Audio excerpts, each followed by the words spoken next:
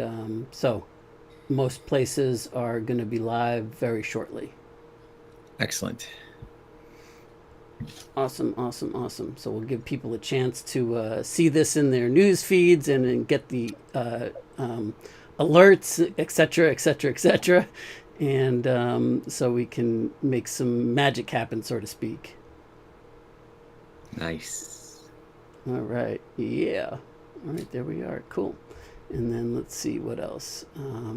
Let's see if I refresh this, if it'll take me directly to your feed. Maybe not yet.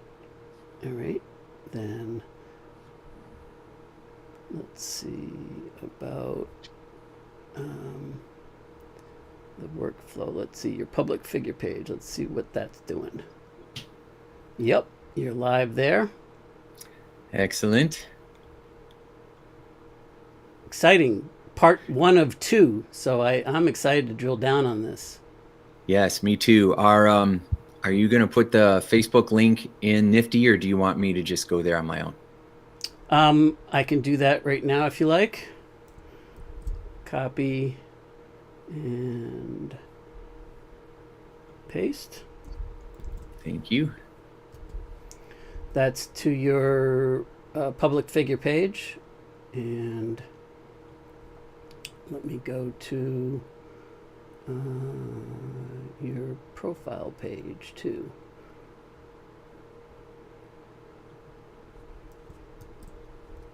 Copy, and let's, yeah, you're live on your profile page too. Cool. And there you go. Excellent. Thank you. No problem. And do you want the your YouTube channel there too, or do you have that? I have that. Okay. It's okay. Cool. Awesome.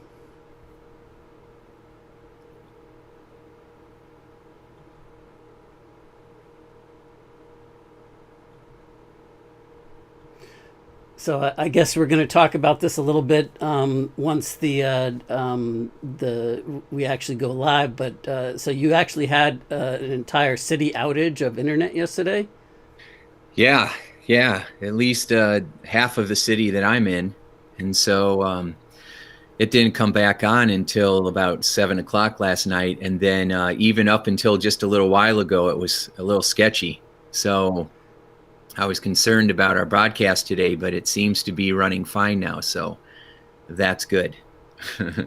Excellent, excellent. Well, I Yes. think we were pretty much at the tail end of things yesterday, but whatever cleanup, button-up questions, whatever might have you that we need to cover that didn't get handled yesterday, we certainly can do that, and then and then continue with today's topic, which is a twofer. Yes.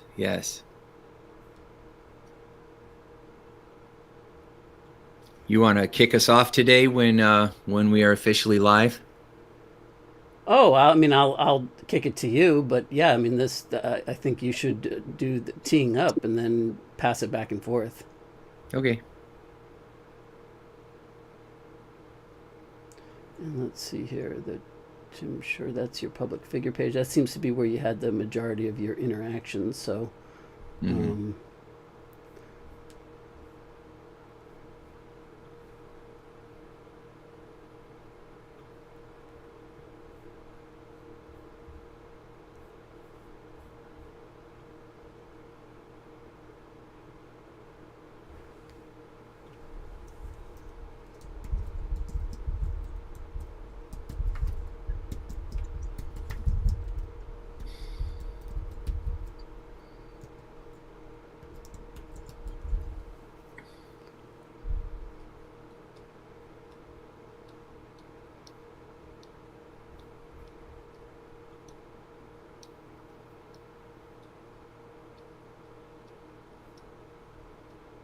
all right, we are live. Here we are. There you go. Yes. Back at it again. Yeah. And hopefully a little bit more stable than yesterday, right? Yes. For all those that were with us during the great internet outage of 2021, half my city lost the internet, which really shows us how how tied we are and how dependent we are on the internet now, because, oh my goodness, without the internet, what are we going to do? So, but we're up and running again, and Joshua and I are excited about sharing some more ideas and insights that will help you to improve your business, improve your momentum, and improve the quality of your life. So we're excited that you're here with us today. Yeah. And just as a reminder, I don't know if you had, with all your internet troubles, I don't know, Tim, if you had an opportunity to see any of this, but at the tail end yesterday, I invited people that if they want to, for today and or Thursday, if they are interested in coming on with us and going deep on something, that we could certainly do that, and they should reach out to you by private messaging you on Facebook and let you know what they want to discuss, and we'd make time for it. I'm sure there's going to be lots of interaction today and lots of great things to drill down on. We, as people can probably see from the description, we have a ton of really juicy stuff that we can dig into today, and of course it's going to be a two-parter because we're going to finish it out on Thursday, also at 2:00 Eastern Standard Time. So there's the little reminder plug for everybody to put it on your calendar for attending live then. Yes. So, yeah. Absolutely. So I thought it would be interesting if we talked a little bit about one of the symptoms of mental malware, which is procrastination, and how procrastination can actually help you grow your business. Most people call up because they're struggling to follow through. They can't get started, or they get started, but they don't go all the way to completion with their goals. And so they call up saying, I just got to stop procrastinating. And I always thought that, what if procrastination was your best friend? Procrastination, in the traditional sense, procrastinating means that you've associated pain to the goal, or in some way you think that following through is going to create emotional or physical discomfort for you. And so our brain pushes away from that. However, procrastination also might be a sign that you actually have mental malware, and it can be an opportunity for you to do an auto scan on yourself and figure out if in fact there is mental malware infecting your results, infecting the way that you're focusing or what you're paying attention to or how you're following through. And if that's the case, you would want to get rid of that mental malware before you did anything else.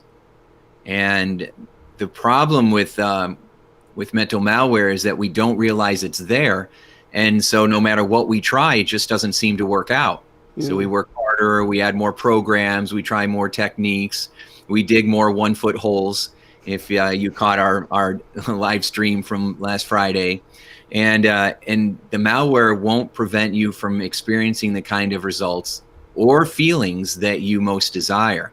And so if you're procrastinating, actually that might be an opportunity for you to go, all right, why am I procrastinating? Maybe it's a sign that I've got some mental malware and I need to do this auto scan on myself and figure out where it is, what it is, and then remove it.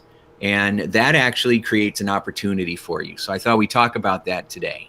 Yeah, absolutely. I love it.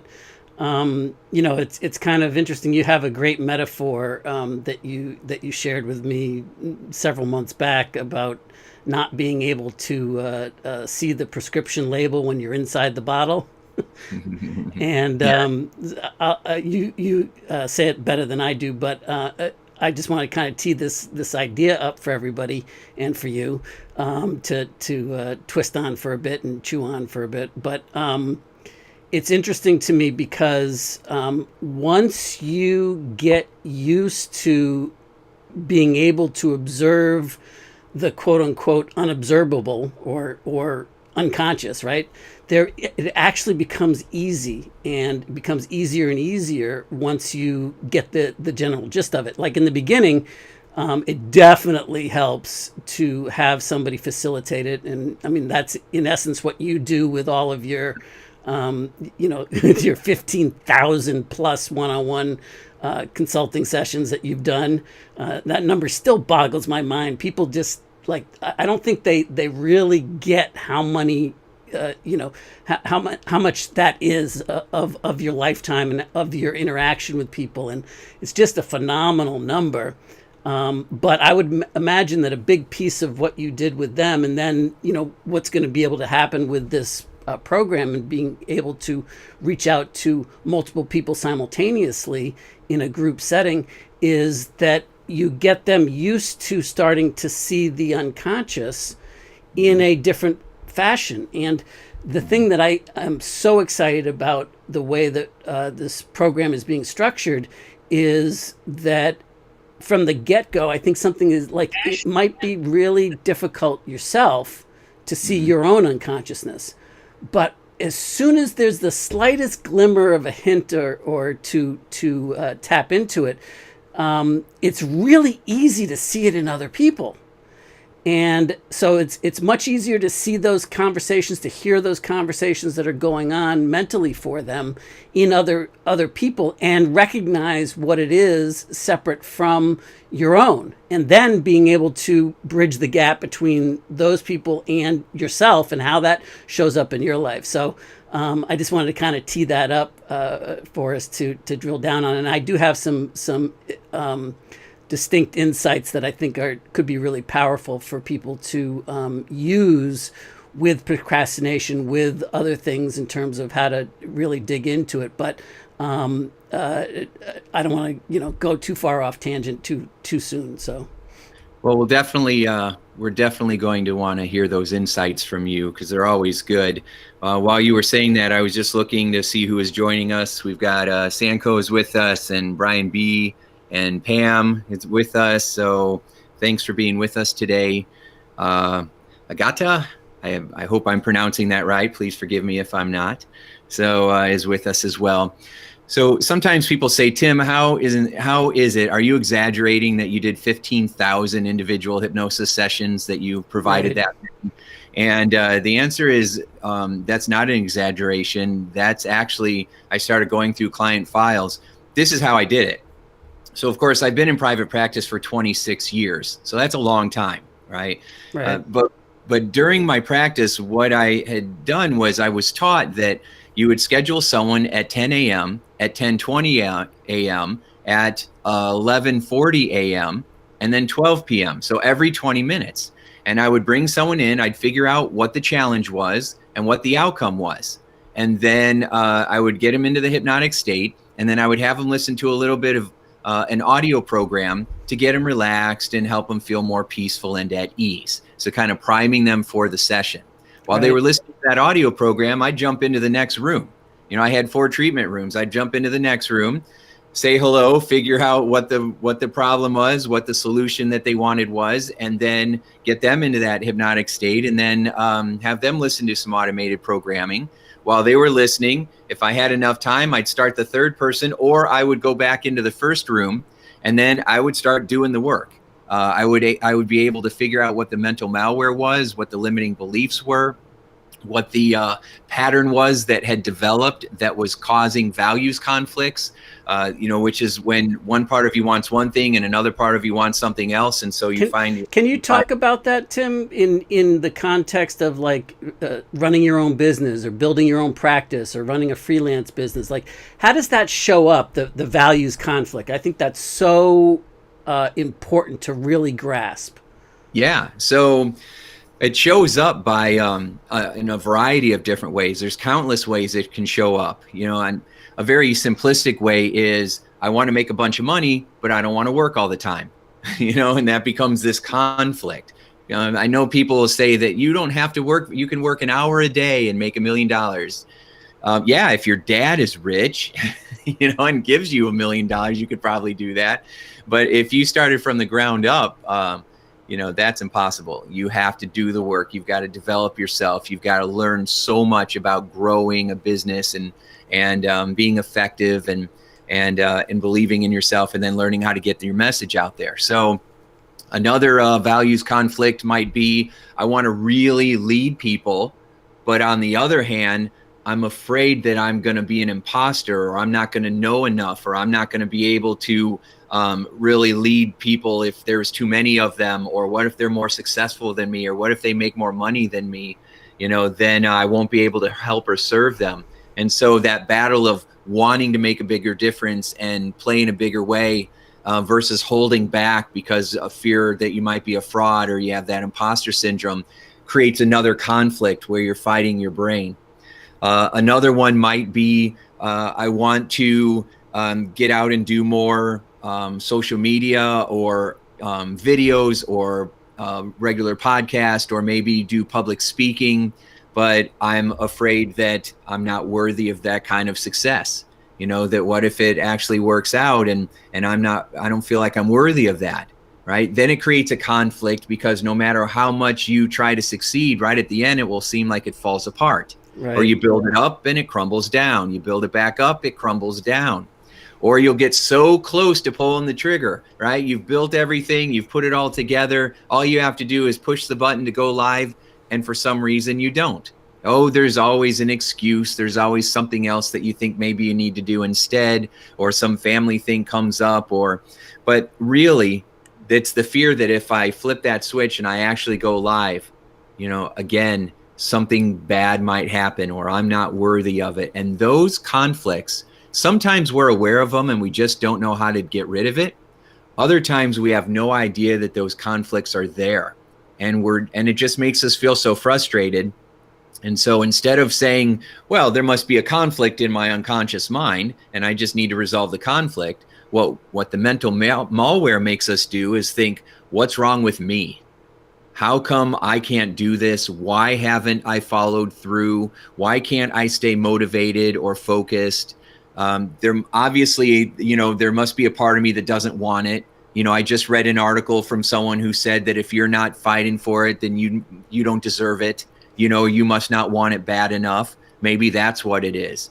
But then we just feel sick to our stomachs because we realize that's not the case. I want that success. I want that feeling of satisfaction that I know that I'm growing, that I'm making a difference for other people. And it makes me more mad when someone says that it's my fault. Right. So these are common examples of values conflicts. Yeah. And I think a big one that I know at least was prevalent in my life was that you can't be wealthy and happy simultaneously, as though the two are mutually exclusive. So if I want to be fulfilled and live a balanced life and deliver great impact to others, and then I, you know, and make a meaningful contribution in the world, then I must take a vow of poverty. And, you know, because it's not, the two aren't compatible, right? Like, because if you're rich, then you can't be happy and you have to be evil. And I mean, like, I'm saying it to an extreme, and I'm really just playing off of what our mutual friend Randy Gage talks about a lot, or used to talk about a lot. I don't know if he still does, but like every single message that we see in the media is that being wealthy is evil, that having a lot of money is evil, and it's always portrayed by those people that are the evil villains, the arch nemesis. And I think that gets drilled in us. And while it might not be a value conflict that, like, we might be consciously aware of it when we're younger, pretty soon it just becomes operating, you know, like invisible in the background, because we just get used to it, you know, and we don't see it any longer. But then somebody comes along and points it out to us, and while the initial reaction, depending on what your other type of malware that you might have running, or your other value conflicts might be going on, while your reaction might be to strike back, to lash out, to get angry or whatever. And but if you then start to internalize it and not look at it as it meaning anything, then you can start to see it very clearly. Or sometimes you can say, well, I don't have that problem, but, you know, so and so does. And I think that's there's a little trick that I've gained for myself there that I think might be valuable for people. And before we get into any of that, I just want to say, what's up, Max Delicious? Thanks for tuning in, man. Good to see you. Glad you were here. Ooh, Alexander Wayan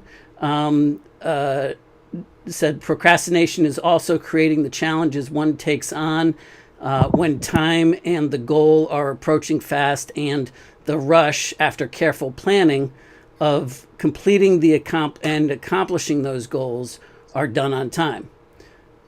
Let me take a second, because I was reading that, to actually digest it and understand what you're saying there, Alexander. And in the meantime, Tim, I'll turn it over to you to chat. Hey, Joshua, keep going for a second, because I don't know what's going on here, but now my microphone is messing up. Oh, So well, it isn't keeps that turning handy? off the volume. I think that the devil knows that we're putting on such good information that he's trying to sabotage me in some way. So hang on while I try to get my mic situation figured out. But All right, so continue to help people understand how that malware interferes with our ability to be successful. well, here's the way that I've taught myself to kind of look at this over time, is that anytime I'm triggered on any subject, and by triggered, I mean like I'm having an emotional reaction that's very strong and automatic, that I'm not pausing to think about my thoughts, that I'm not pausing to actually respond, but I'm automatically reacting. And it's that space between stimulus and response. But when we're triggered, like we're just in automatic pilot mode, and boom, somebody pushes this button, and our automatic response is to respond in this way. And so that's what I mean by triggered. And so what I've trained myself to do is that every time I feel like I'm getting triggered, that I stop in hindsight and take a look at the interaction. What was I thinking? What was the exchange looking like? And how was it that there was something in me that I was pushing onto the situation, either mentally or into the situation, where I now saw an attack or something that's going to trigger that automatic response. And it's not so much the other person, it's me. It's not so much the other situation, it's how I'm thinking automatically, reacting to the other situation, as opposed to pause for a second and really evaluate something and then choose out of responsiveness what my response is going to be. And when you can pause between that stimulus and response, and I think it was maybe it was Stephen Covey in 7 Habits, when he first pointed out like that space between stimulus and response and the ability to pause there. And that's really what gives us so much power over our lives, is that we don't have to react.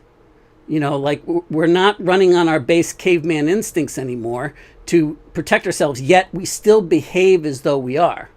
And so what I've done for myself, and it's a much longer road, frankly, it took me probably 12 years to really dig deep with it and get to some of the root issues by doing the meditation, the mindfulness, and doing this on my own, to find this, that had I known you 12 years ago, Tim, I could have shortcutted a lot of this process, I'm sure.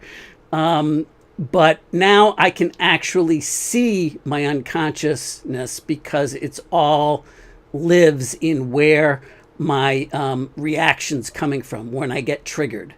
And, it's not so much the actual situation or the circumstance that triggers me or triggers any of us. It's not the exchange with somebody else. It's the story that we're making up in our mind about the situation, about the exchange, about that, and what we're projecting onto the scenario, onto the circumstance, onto the conditions of what is, that we're then allowing to divide in on itself, like we were talking about a little bit yesterday on multiplicity, and making copies of copies of copies, where it divides on itself, and it's taking up lots of space. But now we're getting distracted off of like if I just see that it's a story that I've told myself, if I can just see the unconsciousness that triggered it, and I can see it for what it was my reaction. It had nothing to do it. Now, it doesn't absolve anybody of, if they've wronged you or whatever. I'm not saying that stuff like that doesn't happen, but your choice of getting ticked off and letting that control your attitude, or your what you see as possible for yourself, is under that, you have absolute power over that. Only, the malware tricks us into believing and solving wrong problems and going after the surface level stuff that are the triggers. And, if I could just shut up so and so, and I could just get them to, see things my way and come around to my way of thinking, then I'll be happy. If you do what I want you to do, then I'll be happy. If I can control you and can control the conditions and make you see the light, then it'll make me happy. And by the way, you shouldn't behave that way because you're making me unhappy. Forget about what it makes you or not. And in reality, none of that has any effect on how I get to feel. None of it. Except, unless I allow it to be so. So anyway, that's my little technique and trick, and that's now been like ingrained into me as a automatic. And it's not like I can still, like, I never get triggered, and it's not like I'm some Zen master. But what ends up happening is that I can correct the thing in hindsight. I can correct it in my memory and fix it in hindsight. And the more that I do that, the more that in the moment it doesn't come up as often. And so there's never, none of it's ever wasted if you will, take some time to work on it. So I've been rambling on, and you've been staring at me now for a bit, Tim, and I assume that means that your tech issues have been resolved?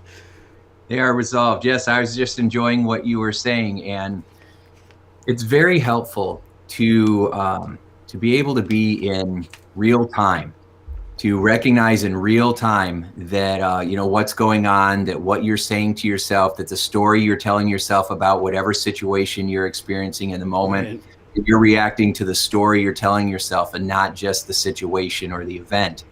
And to recognize that in real time, so you can shift them instantly or within a couple of minutes, instead of saying, I had a bad day, or I've had a bad week, it's been a rough month. What? So most of us are trying to shift based on, looking after the event has happened. Oh, I wish I would have done this differently. I wish I would have behaved in this way differently.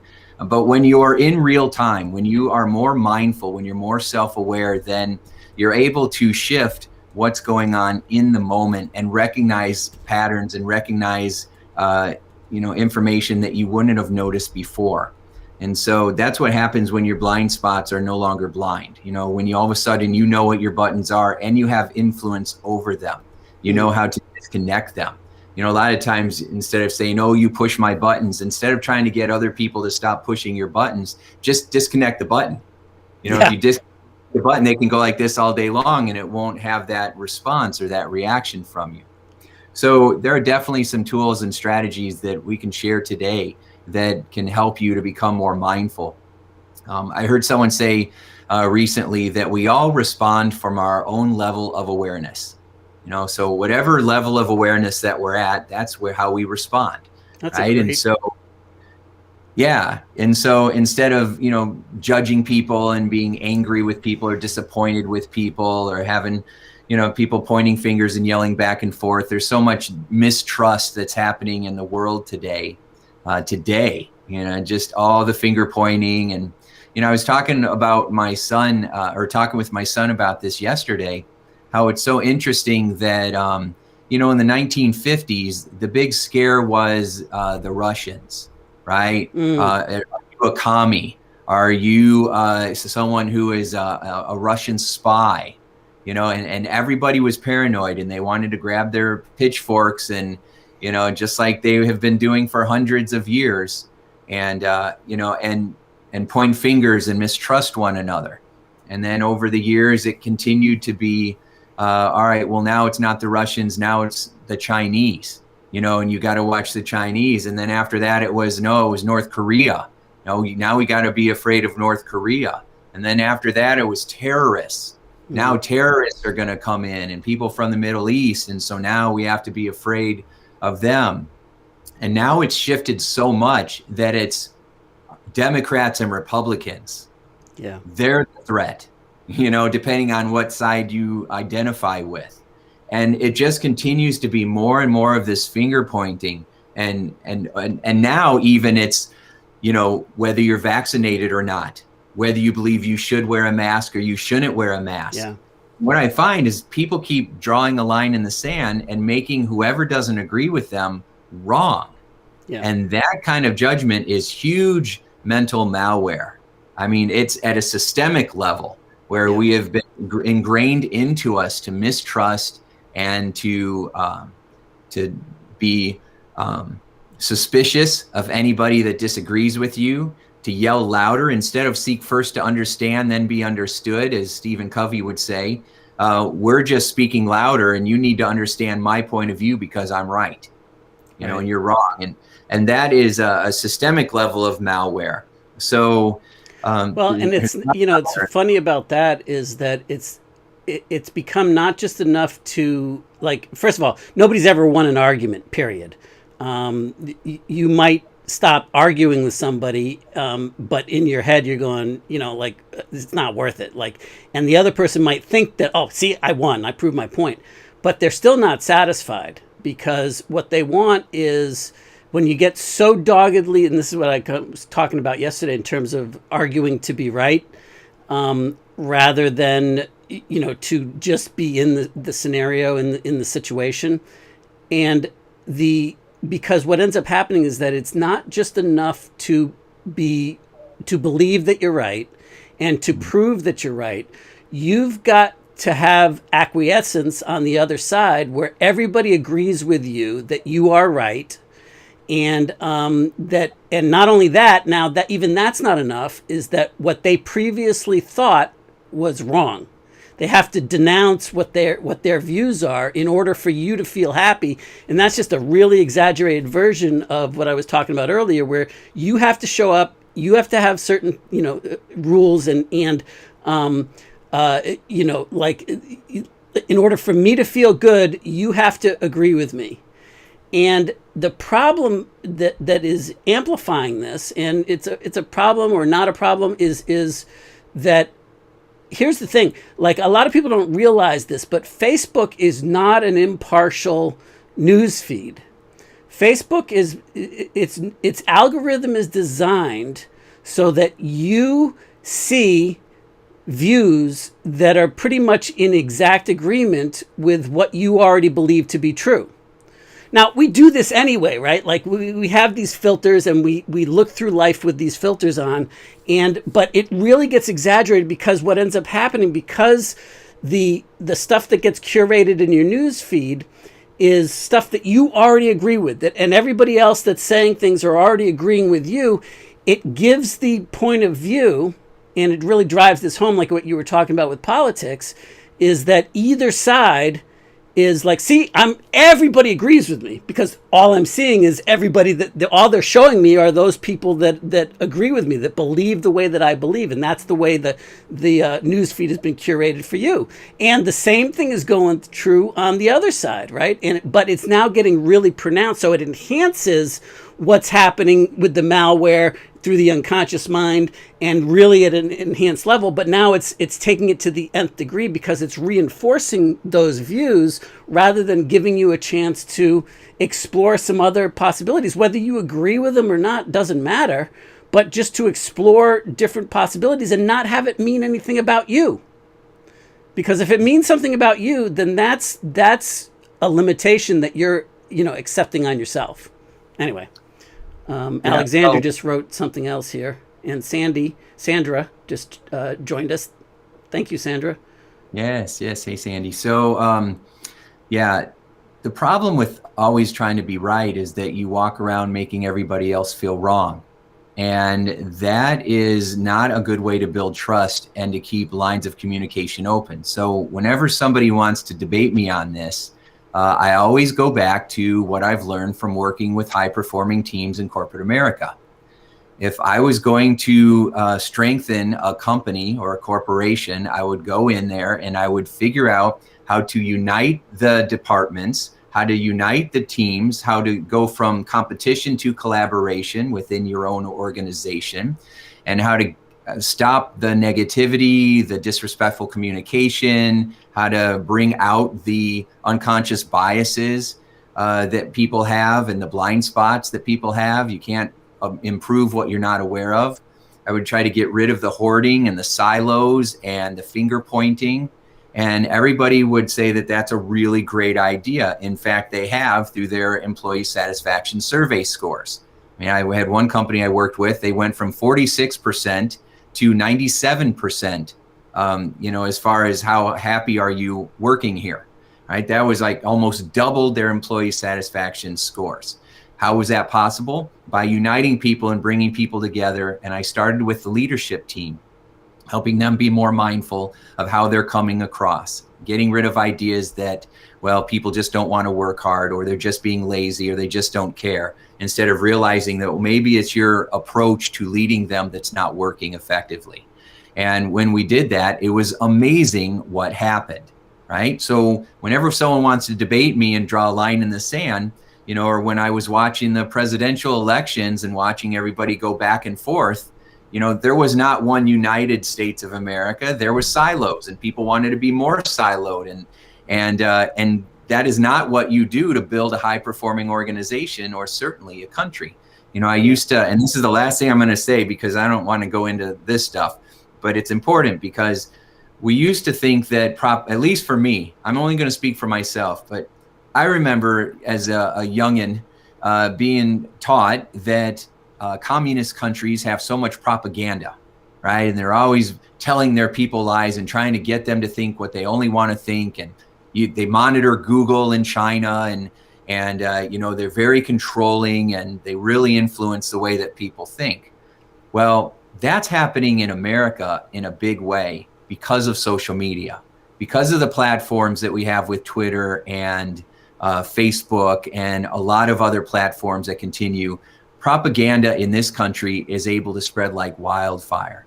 And propaganda is mental malware, and it infects people, and it causes people to show up. If you ever think, why in the world would some person who seemed sane yesterday go out and become an active shooter, walk into a store and start shooting people?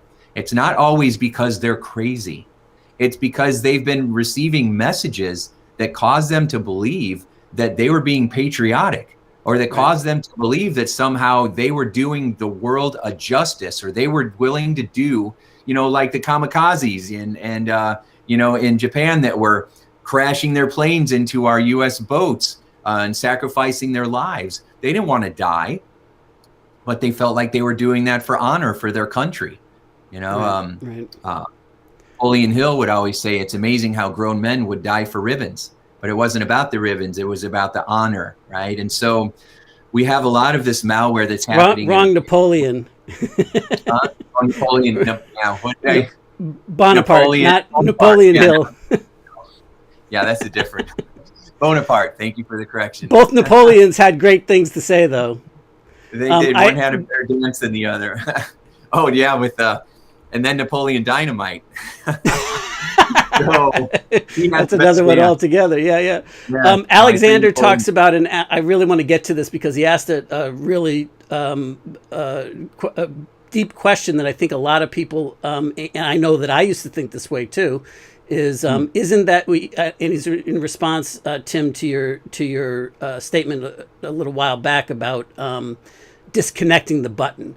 And he said, isn't that just disconnecting the button, stopping all communications and involvement on the individual who doesn't agree with you? No. And no, not at all. And I'm going to turn this over to you, but I just want to add my 2 cents in here. The idea is to be able to, Alexander, to be able to share it or to listen and not have it piss you off, not have it trigger you, so that button, they can't push it anymore. In other words, they can push it all they want. You can talk to them, and you can choose to see them for the genuine human being that they are underneath all the crap that you don't agree with. Right or wrong is just a judgment that we place on other things and other situations. So it's not a question of, yes, I mean, like, if we go back to the discussions about the news feed, then yeah, your news feed is being curated to only show you points of view and beliefs that already agree with what you already believe to be true. And so your worldview stays in a very limited bubble, but you're supposedly quote unquote happy, but then you don't see why everybody else is lunatics. And that doesn't matter what side you're on. Like if you can't see the center and you can't see something that is like triggering an astute response in you, then that is the first step, and it's to be that's freedom when you can stop, and something that was pissing you off or that was triggering you or that made you want to lash out and correct an injustice or whatever. And not to say that you don't have to, I'm not saying that you change your behavior. I'm not saying that you're condoning anything that you don't agree with. But when it no longer can affect you and you're still in that situation, now you've got the power. You've got the ultimate control because you can truly choose to reply as you see fit. So now without emotionally being manipulated. Right. So great, though. It's wonderful, Alex. I'm glad you're with us. And the point is to always keep lines of communication going. The point is never to shut down communication. If I go back to corporate America, we would do leadership meetings and leadership huddles because the point was always to continue keeping lines of communication open so that we're understanding where people are at. We're getting rid of miscommunications. We're clearing up assumptions.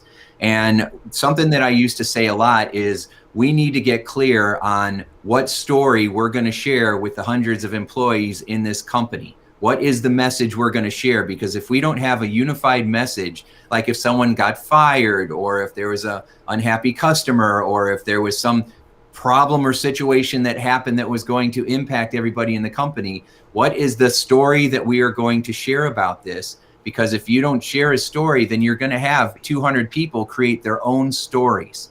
And then you're going to hear gossip and hearsay. And one person's going to say something and someone's going to hear it and twist it and communicate it in a different way. And it becomes a mess. And it's so far from the actual truth. People these days, because they watch news feeds or because of the internet, they feel like we're all an expert in everything.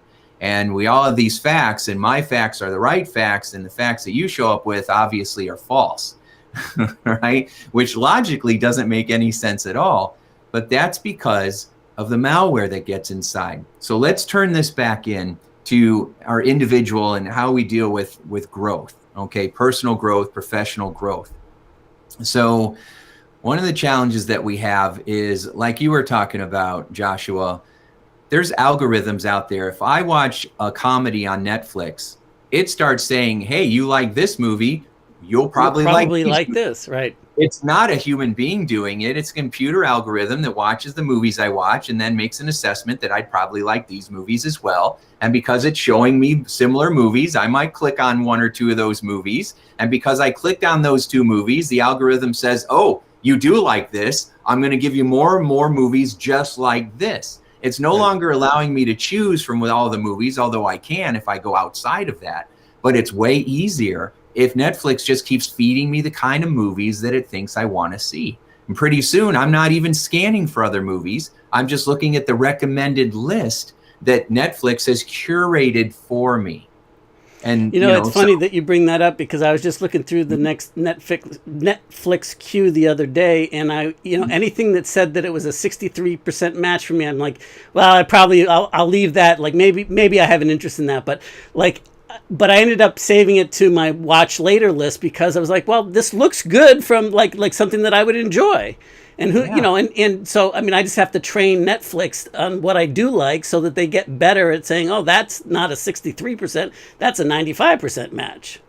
Yes. And then it'll keep showing you what it thinks are 93% matches. And that keeps strengthening the algorithm, right? It keeps making the algorithm stronger. Now, let's go back to procrastination. So if we're procrastinating and we're putting things off, that creates another host of problems that would not have occurred if we were not procrastinating. And those problems also build on themselves and they strengthen the mental malware that's in our operating system. So all of a sudden I'm procrastinating and now, I have a bill that's coming up and I'm not going to be able to pay that bill, right? And so now I'm stressed out about that bill, and my wife asked me a question and I snap at her, right? Now I'm in an argument with my wife and we're going back and forth. When I really wasn't angry at her, I was stressed about the bill, but secretly I was really mad at myself and hating myself because I didn't get off my butt and take action and follow through.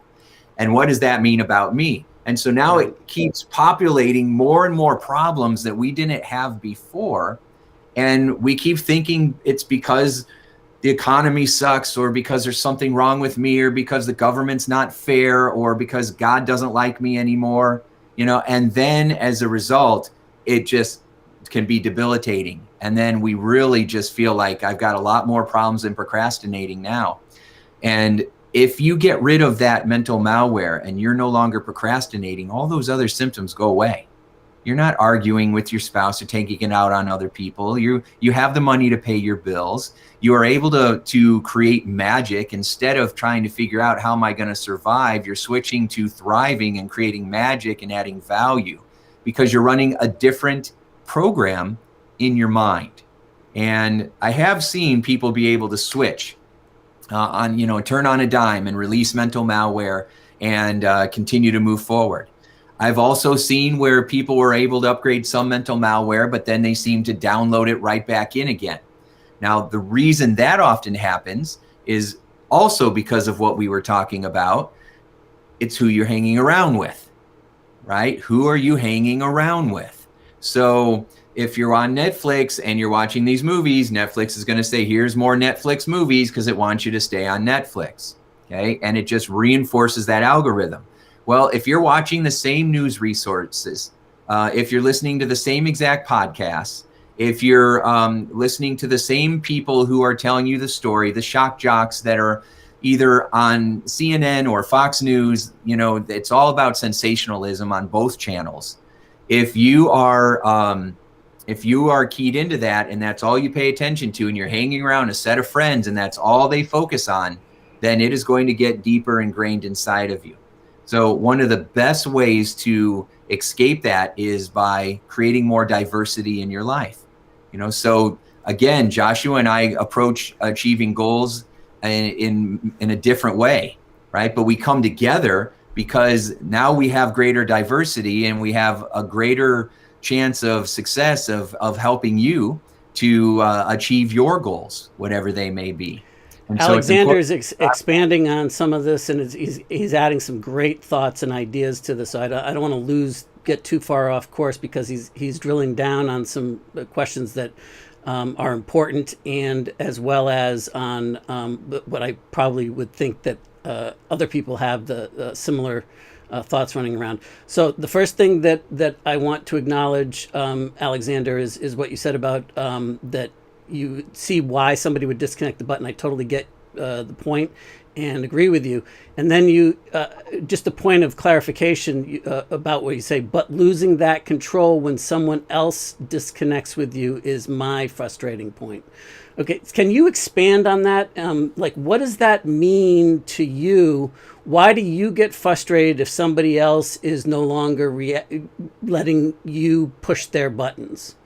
If I'm reading this correctly, if they disconnect from you, are you saying they're just choose not to associate with you anymore and that type of thing, and that you lose control when somebody disconnects with you?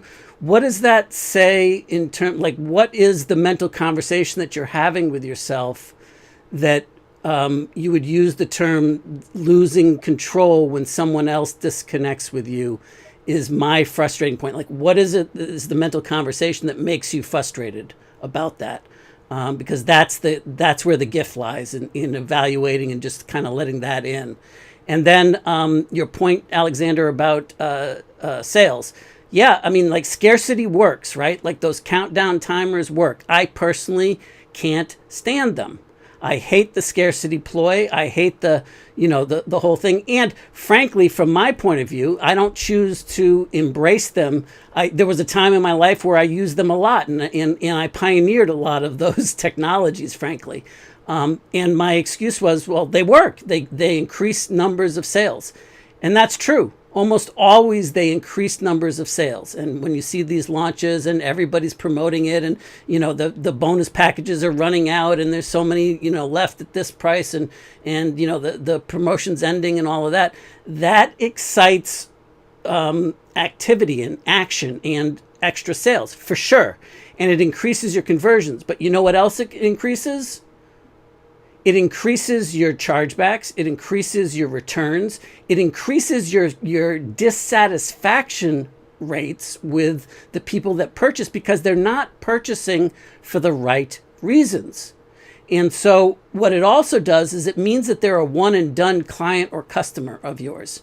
And so if you ever looked at where the real money in the business comes from, you would stop using all that bullshit, because what ends up happening is that you're working against yourself, because the real money in any business comes from repeat business, and comes from the repeat clientele and referrals to your business from other people, and being able to serve and grow with them. And it's called the lifetime value of the client or the customer.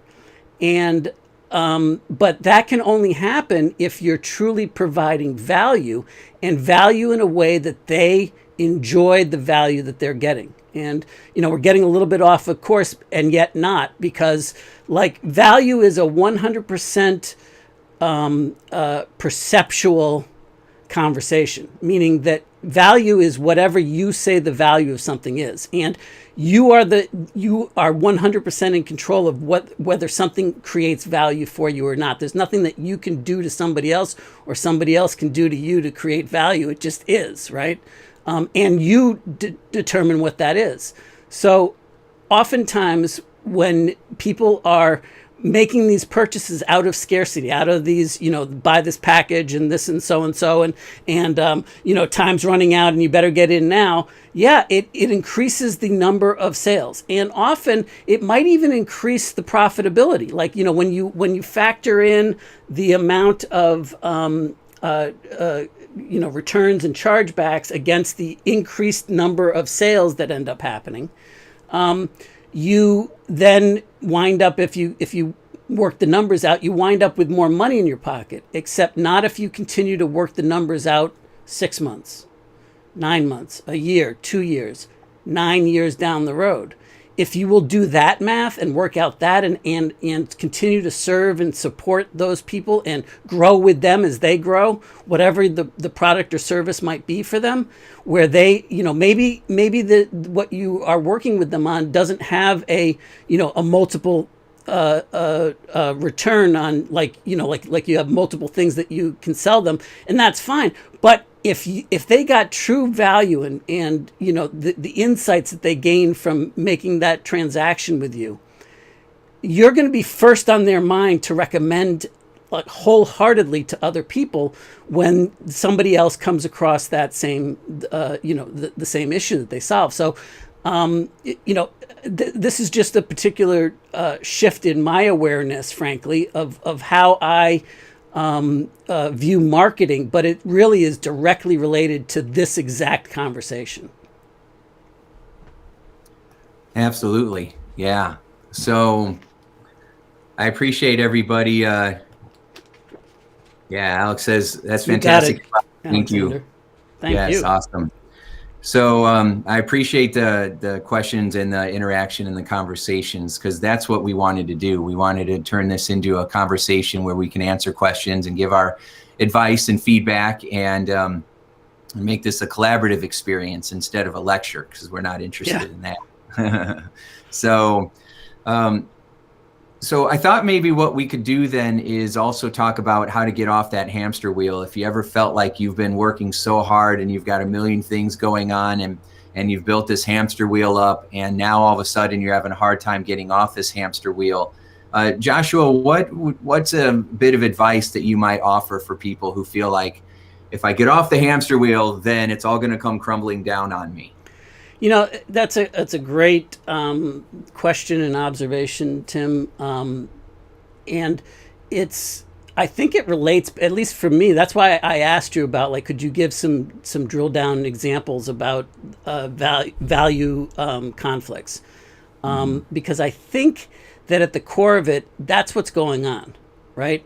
Like if you're on a hamster wheel, one part of you says, I can't stop running, or I can't stop doing what I do in this way, because if I do, then the value that I'm trying to achieve won't happen the way that it's trying to achieve. But the very act of running on the hamster wheel isn't filling me with energy. Like if it was an inspired action coming from within yourself, from your center, from your spirit, inspired from in spirit, from your inner to the outer, the act of doing that, even if it was quote unquote running on the hamster wheel, that would give you more energy.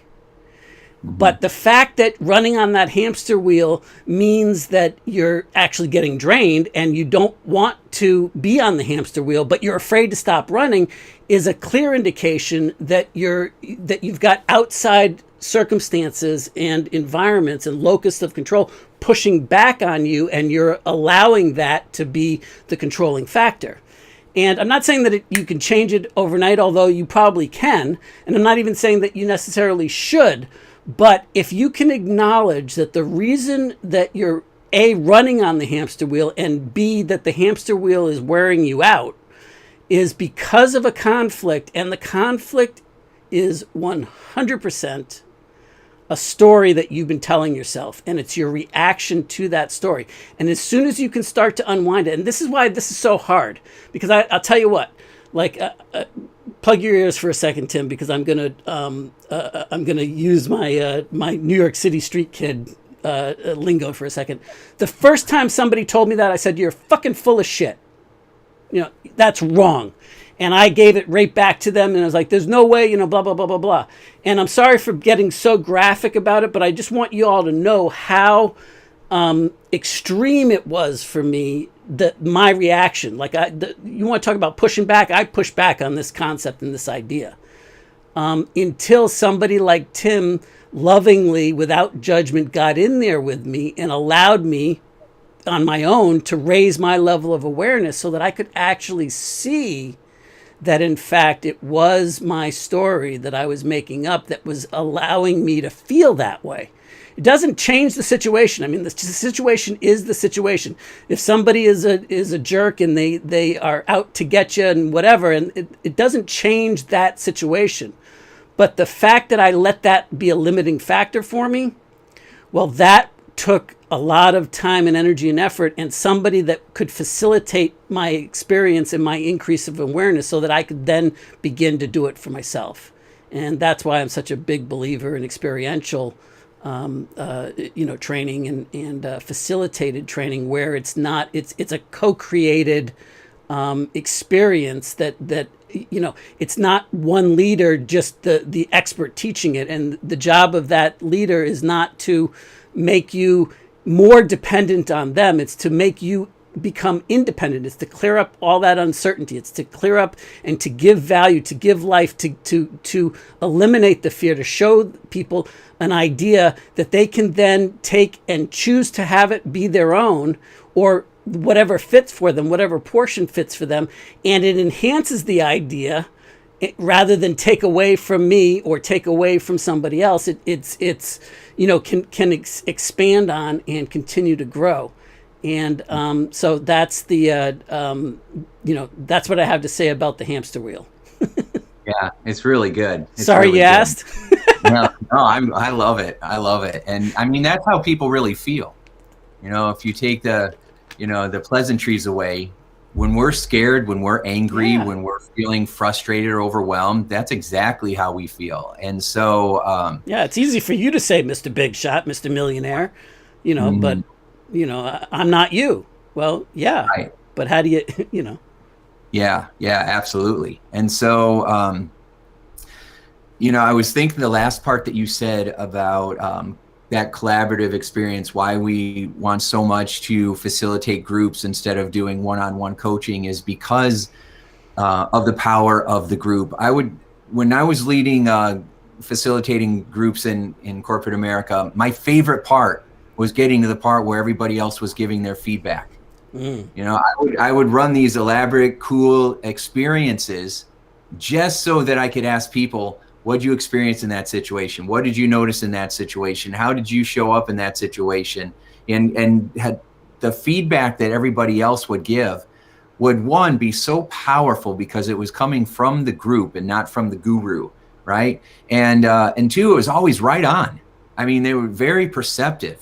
And that was always my favorite part, not to go in there, oh, I'm going to teach you everything. No, I feel like you already know the right answers. You already have the right stuff. It's just a matter of clearing the malware out of the way so that brilliance can shine forth.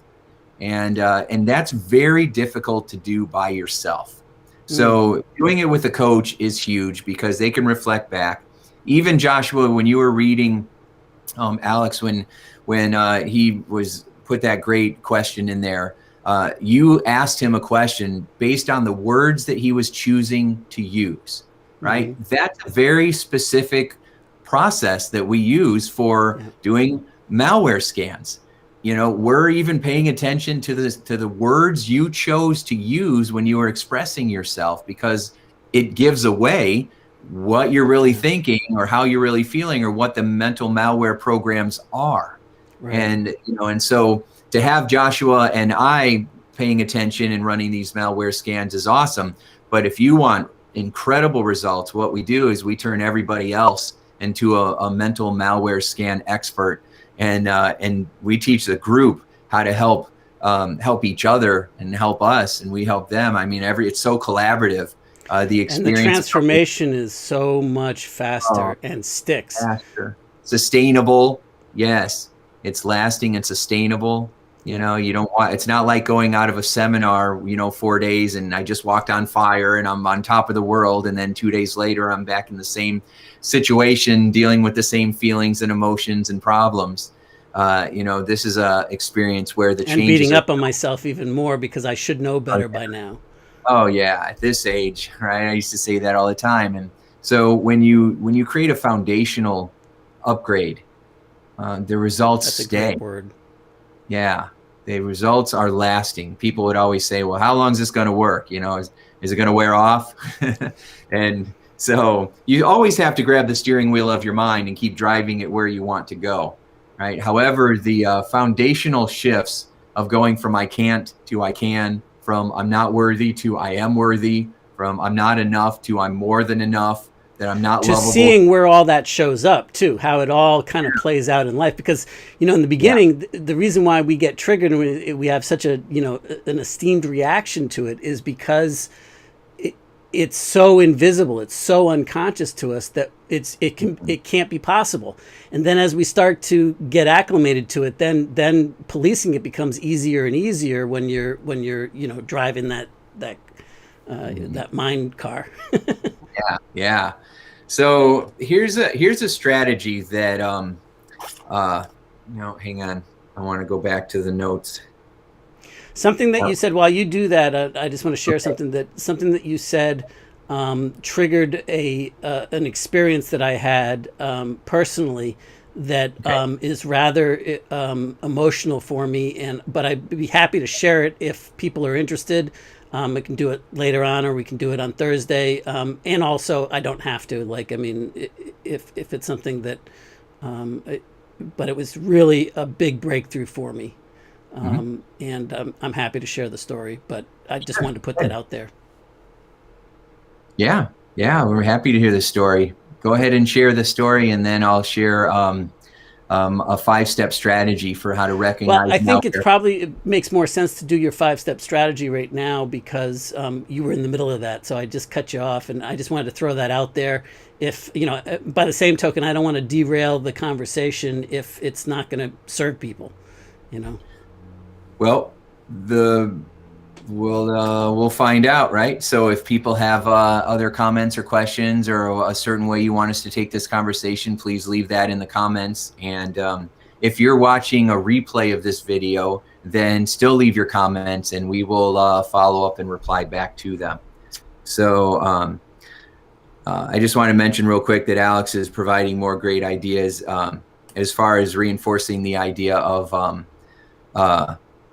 having a powerful group experience. He referenced like AA meetings where you have daily meetings, sharing experiences, reward giving and contributing. And then, if you continue to work, you can, have sponsorships and help others to improve themselves. And that's Yes. really it. The better you get at helping others, the better you get at helping yourself as well. It's good to do both, right? To help others and then also to receive the help. I know that there's a lot of people out there that are really good at helping others, but have a very difficult time applying their own medicine to themselves, so to Or speak. accepting it. Sometimes Or it's a worthiness issue, right? Where you don't want to accept help because it means that you're worthy of being helped, and you don't, maybe that's a core malware issue. right, or you were trained not to want it. That I've had plenty of clients over the years who said that if I took care of myself, I was being selfish, I wasn't being a good Christian, that I was making it about me, and which is all false.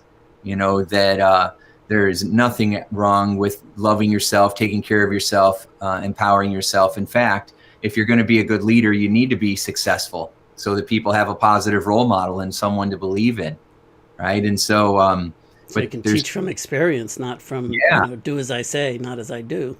exactly. Yeah, you want that authenticity, because that really is what allows people to want to be around you, is because they can feel that your energy is congruent, instead of feeling like something's off. I don't know what it is, right? So, but anyway, here's my 5-step strategy if you want to start to use this to do some auto scans on yourself and start to upgrade some of the mental malware. So step 1 is identify the feeling that you're having. We'll just say it's an unpleasant feeling. So you might be feeling stressed or stuck or overwhelmed or pressured, or you're feeling like you're procrastinating, you're angry, you're resentful, whatever it is, you're holding on to that feeling. So step 1 is identify, what am I actually feeling, right? And then step 2 is, what would I have to believe in order to feel this feeling? Now, that's a question that you might have to ask yourself numerous times to get to the core belief that you have. Because usually people will just say whatever is the first thing that comes to mind, a very surface level answer, right? So Joshua, if someone is feeling stressed out, what might be, a reason that they have that just comes to mind why they're stressed out? I'm overworked and underappreciated. Yeah. So that would be a surface belief. I'm overworked and underappreciated. Okay. So what would you have to believe? Then you ask yourself the same question. What would I have to believe that statement?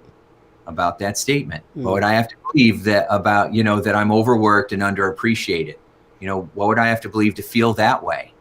That people don't care about me, or no matter how hard I tried, it doesn't work out anyway, or no one cares. Mm-hmm. So, and then if you keep asking, well, what else would you have to believe then? And you just keep asking, and notice if other insights start to come up. And every time an insight comes up, write it down, because there are different levels of malware, right? And that first story we tell ourselves, is usually the victim story. I'm overwhelmed. Well, usually you're overwhelmed because you are doing 5,000 activities instead of focusing all your time on the couple of high value priority, things that you should be doing. You've got 50 million things because you really don't have a plan, and you're throwing it all at the wall, hoping something's going to stick, right? Which isn't a plan. That's chaos. That if we stay busy, that somehow we're going to feel secure and it's all going to work out. When usually all it does is make us feel more stressed out.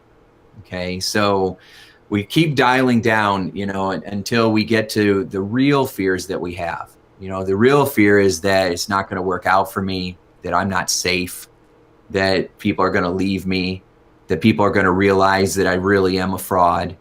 Our deepest fears that we have that really produce the stress. I'm not going to have any money, and then I'm not going to pay my bills, and then I'm going to lose the house, and then I'm going to lose my family, and then I'm going to be, I don't know, alone and homeless, and no one loves me, and I'm, all by myself, and I just die in darkness. alone, right? And they and were it can right be to do it because traumatic. that's the way it was destined to be anyway. Yeah, yeah. And it can just feel like life or death, the kind of stress and the way that we deal with it. What's always fascinated me is that when you shift that perspective, that same person 20 minutes later feels completely different, which means that you have the ability to shift inside of you already Yeah. and feel completely different. But you feel completely different because you've changed the story that you're telling yourself. And really, the only way you could change a story that you're telling yourself and believe it is if you get rid of the mental malware. Otherwise, you can fake positive thinking, and just say, well, I'm going to be fine and millions are coming into my life, but you won't believe it. You'll say, oh, bullshit, I'm lying to myself. I'm Right. delusional. I'm in denial. You're not dealing with reality, right? So And is that, so I lost count of the steps. The that's first step one was to two. get in touch with what you're feeling. The second was to about how many times do you have to ask, what do I have to believe in order to feel that way, to really get to some good juicy stuff? Like on average, is it 3 times, 5 times? I mean, of course it's till you get to some good stuff, but like, I mean, is there an average? I don't know if there's an average. Let's say 5. Okay. Okay. And usually when you all of a sudden come up with an insight that you had not had, that's new, something that comes up that makes you go, ooh, something that pops up into your mind because you kept asking the question instead of glossing it over or saying, I don't have time for this, which is just code for fear. All right. Because we don't like to go into those places. But usually it's when you get a new thought that comes to mind that you are not expecting. And so it's really good to write these ideas down because you Alexander can, is he's putting yeah, them in the comments. This is awesome, Alexander. Thank you.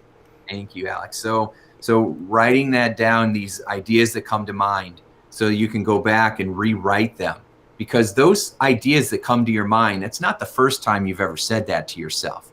You've probably said that hundreds, if not thousands of times to yourself over the years, especially under stress and pressure. So that's become an automated script in your mind. It's become like a hypnotic suggestion that no matter what I do, it's never good enough, or people don't appreciate me, or people never value me. And that script, is comes from the malware that was probably absorbed in you when you were a kid. And so it's been reinforced so much that we don't even catch ourselves saying it anymore. So that's step 2. Step 3 is a simple shift of what would you rather believe instead? What would you rather believe instead? Or you could ask yourself this way, what could I believe that would allow me to start creating momentum and also help me feel good while I'm going through the process? So it's like a 2-parter. What would help? What could I believe? Or what if I believe this, whatever it is, what would it be that would cause me to immediately feel excited or motivated, wanting to take action, and also enjoy myself while I'm doing it? The answers to everything are always available. It's asking the right question. The quality of the questions you ask yourself directly influence the quality of your life. And so if you ask yourself, what would I rather believe? That would make me feel like I could start taking action right now and I could actually enjoy going after what I want, then it's going to give you, all of a sudden your brain is going to switch focus. If you're focusing on what you don't like, what you're unhappy about, what you're uncomfortable with, what you resent, you're going to keep going in that direction. If you ask yourself a new question, it focuses on a new set of data, a new set of information. It causes your brain to figure out, instead of finding more reasons for why your life sucks and how it's unfair, all of a sudden, because you change the quality of your question, it's now focusing on, how do I find momentum? How do I actually start enjoying myself more? What feelings would I like to have today? Do I want to be creative or playful or resilient or zen or, whatever it may, enthusiastic, whatever it may be. So your questions determine what you focus on, which is very powerful. Okay. And then, of course, question number 4 is, if I was believing this new idea, if I had this new belief in place, what's a bold move that I could make? So if I believe that I was really confident and everything works out for me, no matter what it is, it always works out for me, what's a big, bold move that I could make? Reach out to somebody that's a real connector in my industry, or call that person that the relationship went sour and offer an apology. What's a bold move that I could make? Instead of telling myself that I can't exercise, what if I put on my shoes and I go outside and I walk around the house right now? I mean, I can't tell you how many times if people came to me to improve their health, Joshua, and we'd be standing in my office or maybe out in the parking lot, and someone would be telling me that I can't exercise, I just can't get myself to do it. And I would make them do 10 push-ups right then and there. And they would do it. I remember this one guy, he was over 300 pounds. He got down on the ground. He started doing push-ups, got back up all red-faced and defiant. And I'm like, you just did it. Stop telling yourself you can't do something that you can. At least own it. At least say that I'm choosing not to exercise. It's not that I can. I'm deciding I'm not. Right. And so people can do all kinds of stuff that they tell themselves that's impossible. I've watched people do the impossible for decades. So that's number 4. And then number 5 is take action. If you have a new belief and your mind's focusing on something new that you can buy into, and then you've clarified what your bold move is going to be, you're going to start feeling more excited. You're going to start feeling more momentum. You're going to start feeling more energy in your body. Use that energy. Direct it into taking that action. Make that bold move. Because what happens when you make that bold move is that you get a new set of experiences, a new set of criteria, because you'll have opportunities that will come from that you are not having before. We call it a new set of references.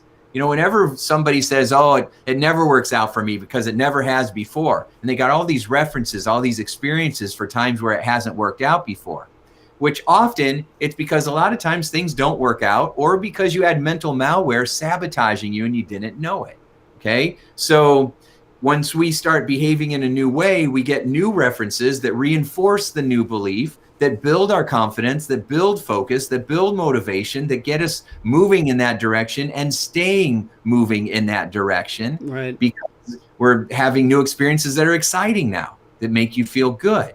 And that's a simple but powerful way to be able to reframe what's going on and catch any mental malware and start to change it or update it. So it's a simple approach that you can, I don't know if it's simple, but it's an effective, a proven approach that you can use right now to start identifying the real story, the real beliefs you're telling yourself, and then how to shift it.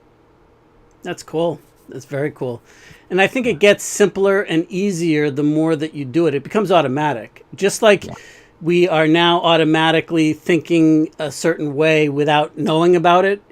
Once you start doing this and you start recognizing, oh, wait a minute, is that true? Did I really, am I, like, what is it, that feeling, that anything less than empowered, what am I feeling like? Then you're now going within, and that becomes a habit if you allow it to be one for you.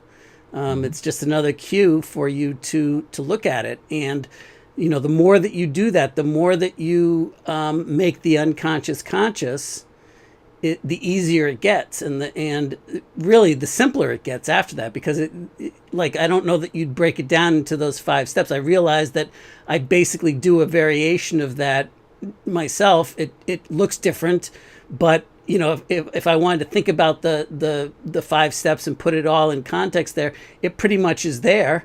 It just and maybe I started off doing that way in the very beginning, but now it's, I don't think about it anymore. I can't not hear my old conversations anymore, because I'm just used to hearing them. So when I spot them in myself or in other people, I can't not see that anymore. Yes. Yeah, I basically have one question now. I don't go through those 5 steps anymore. I have one question, and it's, what's my outcome? What do I want? Is what I'm telling myself and what I'm focusing on what I want? And I can usually tell by the feelings I'm having. If it's making me feel heavier or stressed, then obviously I'm not focusing on what I want. I'm focusing on what's in the way or what I'm afraid of. If I'm feeling lighter and I'm in a pleasant mood, then it's usually because I'm right on track. Even if things aren't going the way that I want, if I'm responding in a way where I'm still feeling light and I'm still focusing on, all right, here's an obstacle, let me knock it over and turn it into a stepping stone. Or where's the creative opportunity in this mess that just showed up, right? Or, something bad might happen and I'm just going to have to deal with it because it's part of, life. And so let me just work through those emotions and then continue on with, letting my values and my mission drive my life. Then you get through it and you're able to recover quickly instead of feeling stuck for hours or days or weeks or months, or turning to food and alcohol or drugs or credit cards or online porn or all the gambling, all the different ways, other people's drama, all the other ways that we cause more problems that weren't there before, right? Because we're trying to numb out or distract from all the pressure that we're feeling, instead of just figuring out, well, what's the belief in mental malware and stories that are causing this pressure, right? You think, well, it's because I can't make my mortgage payment, but that's not actually the pressure. The pressure is the fear that's underneath it that is not allowing you to show up in a way where you could find your creative solution, right? So we can't try to solve, as you always say, we're trying to solve the wrong problem all the time. We've got to learn how to realize that the biggest problem to solve is find the mental malware, find those beliefs, that story, that universal fear. Now, I will tell you that even though we're giving some of these tools and strategies, and it's very good to use consciously, when we actually take people through our accelerated experiences, our approach is very different. We're really diving in and changing at a core foundational level that mental malware, where it first started, where we first got infected, because that is what creates the huge change. Because otherwise people say, well, step 2 and 3 is just, this is what you're worried about and this is what you tell yourself instead. Well, again, what if I don't believe that? What if I'm not believing? I believe this old way for 30, 40 years. Now you're telling me that, I believe in myself and things are going to work out. I'm telling my that for 5 seconds, I don't buy it. But when we go and we actually do the awakening experience and we go through and we do the operating system upgrade, it shifts right then and there. You don't have to talk yourself into it. You don't have to repeat mantras or affirmations. It just shifts. And it's a very powerful emotional experience. And that is what changes the game. Yeah, and it really collapses time frames, right? Because the thing that I was pondering as I was listening to you, like what you now do with that one, what's my outcome that I want to create, and you starting there, the problem is that that's where a lot of us start, right? Without knowing that all of this malware is operating in the background. So if you don't do the work that you've done to get to this point where you can do that, right, then the malware is still going, it's still operating. Just because it's invisible, just because we're not aware of it, it doesn't mean that it went anywhere, right? So if you want to skip right to what's the outcome that I want, and I believe that that's what a lot of us are doing and have done, and why we're frustrated with all the programs that we've done, all the personal development, and where it worked for a minute and then all of a sudden it stopped working, or it didn't give us the same kind of results that it once did, or that kind of big breakthrough. And that's the benefit of being able to once and for all get rid of that stuff that's pushing on it, and then allow you to then take those things that you already have or enhancements to it, and now you can do that. So I don't know how long it took you to be able to personally get to just the one question and shift, but I'm sure it wasn't 8 weeks. No, it took a long time to figure all of this out, and just thousands of sessions, over many, many years, until I started just seeing patterns. And I kept noticing the same patterns. When people think this way and do this, they get this outcome. When people think this way and do this, they get that outcome. And I started noticing the 10 most common self-sabotages. And if you turn that around upside down, it's 10 of the most powerful ways to use your mind to create your life by design. And I kept seeing it happen over and over. And then I would hear the same stories, and the details would be different, but the interpretations of what those experiences meant were always consistently the same. And this is what you say to yourself. You want to feel good. This is what you say. I have to cut you off just for a second because like Alex just posted something that is just so dead on. You're right there, Alex. He writes the definition of malware software intentionally designed to cause damage to a computer. Your brain is the computer. Yes, absolutely. And that's the whole point, and like that's the distinction, at least in my mind, between malware versus a virus, right? A virus can happen kind of innocently. It can, and it can mutate away, and it can have the same effect, but the malware is designed to wreak havoc in the computer. It's been programmed.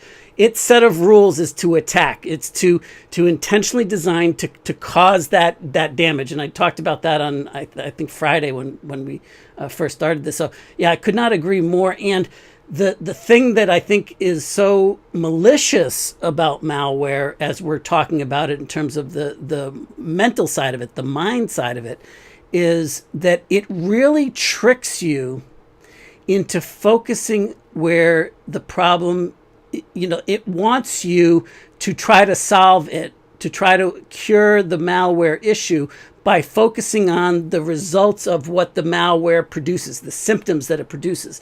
It wants you to go after each one of those little symptoms that come up as it pops up so that you chase that symptom down and beat that up.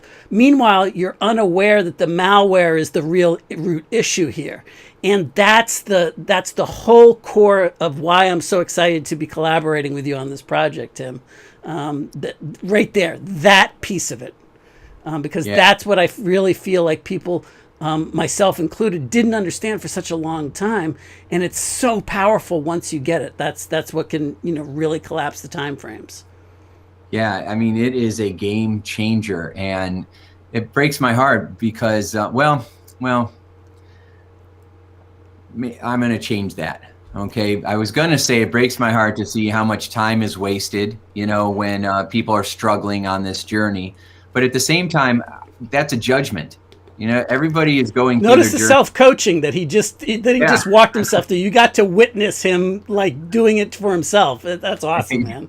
Yeah, well, that's about paying attention to what you're saying, right? And so, which I'm always trying to do a better job of that, and not trying. I'm always doing a better job of that. And he did it. He did it again. That's awesome. I'm like Grammarly built into my brain. And so, but yeah. It's Yoda.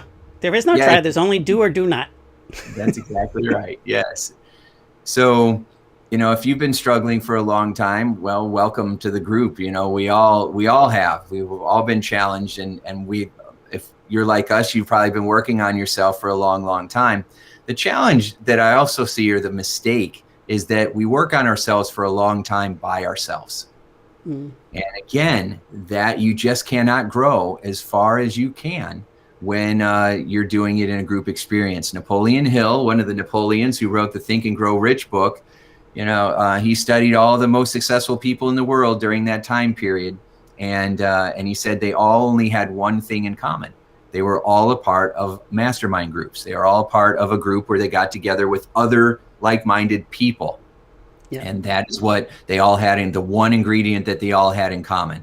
And that's why, having feedback, and not just feedback from me or feedback from Joshua, but feedback from other people in the group as well. That, I've been a part of group experiences where people were offended if other group members tried to give them feedback because they only wanted the attention of the person who was in charge. And I thought that was a failure from the person in charge. I thought that they should have addressed that, and that was a teachable moment for everybody in the group. But usually most gurus, because it feeds their ego, will let that stay in play, but I won't. Joshua won't, because that would devalue the power of all of us working together to be able to, it's like we're in a big ship and it's sinking and we've got to get to shore, and every single person has to contribute. Every single person has to put It's some so kind of cool. role. I mean, not to get too far off course, but like every interaction is an opportunity for both sides of the equation, for everybody involved to get what they need to get from it for themselves, in addition to contributing to other people. And so that's really what I view your job, my job, as being as part of the facilitating, is making sure that everybody starts to see the value and can reap the lessons accordingly. Catherine wants to know, like, this is great, but like TikTok, guys, time to wrap it up, huh? 3 minutes, Catherine. I've got a client, so in 3 minutes, hang in there. And Alex wrote a great insight. I get that all the time with my wife, and when we're in a fight, because I don't respond the right way, or right away rather, sorry, and stare in silence. But I am responding back just in my head, unfortunately.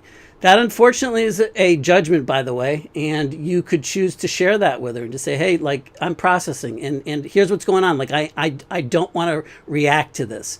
And don't have it mean anything about you. It doesn't have to be unfortunate. You could have it be a cool thing, that you respect her so much that you want to make sure that you really give it its just consideration. It's just deserved. Anyway. Yeah. You might just in that situation, just, if this is what she needs, say, hang on, let me think about this. What you said is really important. Let me think about this. And just that little verbal validation will let her know that you're thinking about it, instead of, it's on her, like, to remember. You've at least heard it. Yeah. Yeah. And so it just improves, communication when you just give those little subtexts. So yeah, very good. All right. So anything to wrap up our today? You know what? I just want to point out at the top here, in the very beginning of the description here, on all the places that this is posted, there's 2 links if you guys are interested. One is for the more specifics, the details that Tim put together in a PDF on the actual program itself, how it all works, the information there. And then if you're interested in finding out more about the enrollment process, how that works, enrollment's open till midnight, I believe, on the 25th, which is this Thursday. And that's the second link, and it'll share with you how you can do that. And if the timing's right and you want to join us, we'd love to have you. And likewise, if in your heart right now it just isn't the right timing or whatever, we understand. Whenever the time is right, we're ready for you. And so if you're saying, hell yes, I want to be a part of this, then let's do that. And by the same token, if you're not saying that, then let's adopt it from Alan Cohen and say, if it's not hell yes, like I'm in, then it's hell no, until it is an absolute, like, hell yes. And so like that. Anyway, that's what I just wanted to wrap with, because there's more stuff there, the more resources that they can look into and just find out more about what we're talking about, how we're framing this.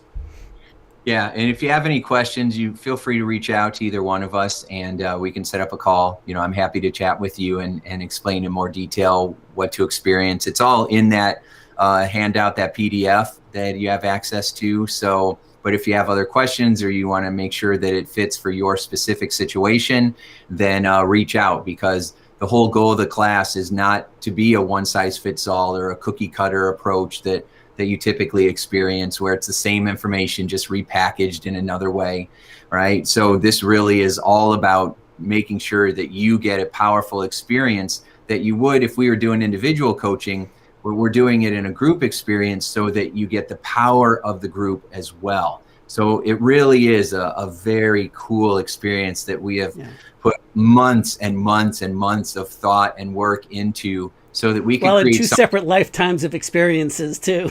Yeah. Well, and I run my programs one way and Joshua runs his programs another way. And then, so what we've been doing is keep collaborating, and well, this really produces the best results. And Joshua would say the same thing for his programs. And then we keep melding them together. And so it's very unique and special. If I wasn't facilitating the group, I would be joining it just because it is, it gives you that personal attention. It also gives you the group collaboration. It also gives you connecting with the people that are facilitating the experience in between sessions. plus all the other goodies that you would normally get in a training program. So, it just is the best of everything. And, and not at a price point of where it costs you $10,000 or $25,000, to be a part of it. So anyway, it's a cool experience, and we're going to be back live again on Thursday to answer more questions and to have more engaging conversations. So thank you to everybody, Part especially 2 of all of this. Yes, thank you so much for all the great feedback, and Alex for taking notes for us. I appreciate that. It's yeah, that was awesome. Yeah. So, and thank you everybody else. Thanks, Catherine, for being with us today. And so, all right. Well, I think that's it for now. Joshua, any final thoughts before we close up for now? No, let's wrap. And thank you very much, Tim. This has been really, really empowering to me personally. I've enjoyed every minute of this session today. So thank you.